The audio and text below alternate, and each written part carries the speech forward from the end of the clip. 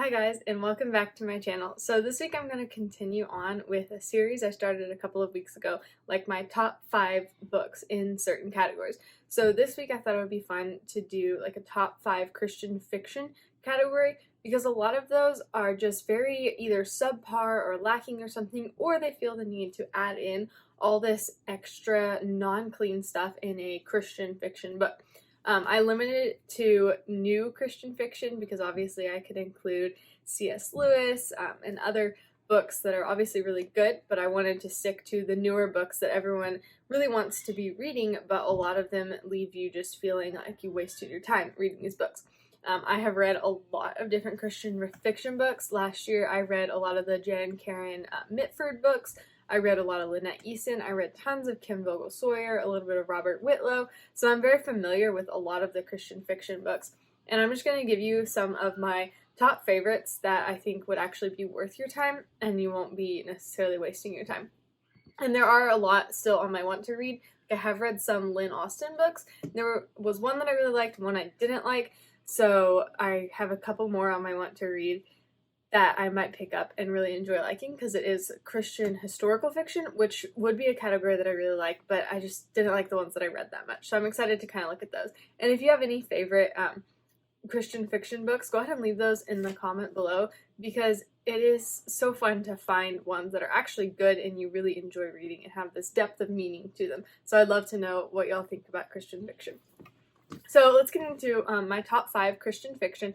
These are ones that I found that I really like. There's a little bit of something different to them, and maybe not all of them are explicitly Christian, but they have Christian influences in them. So first I'll start with some kids books that I really enjoy. First, the Green Ember books. So I've talked about these before on my channel, and I think there's either 9 or 10 now. And this is a author who lives in South Carolina, and he's just a dad who writes these books, and they're about rabbits who are personified. So they have like human characteristics and they talk, and it's a society of rabbits.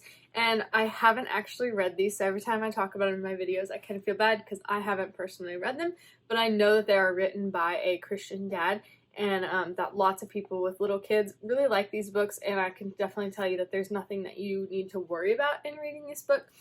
I've seen a lot of reviews saying that it pictures good and evil in a really real way, and it doesn't shy away from action and adventure, and it's not necessarily like sheltering kids. It's real world, but it's just written in such a good way, showing the good, and I think there's a lot of Christian influence in there, but I can't necessarily speak to individual instances of Christianity. But I know that your child will probably really like this book, and there's lots to follow. And the one that I really liked whenever I was younger, and part of the reason why I really liked it was because of the Christian influence and almost the allegorical aspect to it, even though I don't necessarily like allegory all the time, but I really like these books, the Landon Snow books, and I think I've mentioned this in one of my other videos. I'll have to find it and put it in the card. But these books, I think there's 4 or 5 maybe, I loved them when I was probably around 10 to 13, and it's about a boy who his grandfather suffers an accident, and he's asking all these questions of why did this happen. So he finds a Bible, and when he opens up the Bible and kind of like leans into it, it pulls him into this other world that's almost allegorical, and there's the auctor, as in like the author, the riddle that has to be solved. And I just remember this being a super fun book, and that idea of being able to jump into a book is really cool, and the relationship that he has with his sister and his grandfather, and there's some great friends that show up, really fun characters. So I really like the Landon Snow books. I might have to pick these up again, just because I remember liking them so much, and I think that they are actually really great Christian fiction books. And then the next Christian fiction book that I really like is by Terry Blackstock. Now, I don't have the first one of the series, and I have read a lot of Terry Blackstock books. I've read maybe 3 of her series, I can't remember. But this is the second one of the Cape Refuge series, and I really enjoyed this series, I think, better. There's also the If I Live series, but I think I enjoyed this one better, just because it was the first one I read. I really enjoyed the way that the romance was played out throughout the book. It wasn't over the top. There was nothing unclean about it. It was just very relational and great. And they are mystery books, murder mystery books. Someone's parents get murdered, and then there's like a cop or detective or something trying to figure it out. And I really do like how they lean on God in these books, and especially I think it's in this one. There's a conversion story, and it's just so sweet and brings you to tears reading it. So I really liked these just because they had a good Christian influence and they showed faith in a really great way. The third book in this series does have some stuff in it that I would not necessarily recommend for younger people to read. I'm pretty sure it's the third one, The River's Edge, but the first two were really great and I really enjoyed those.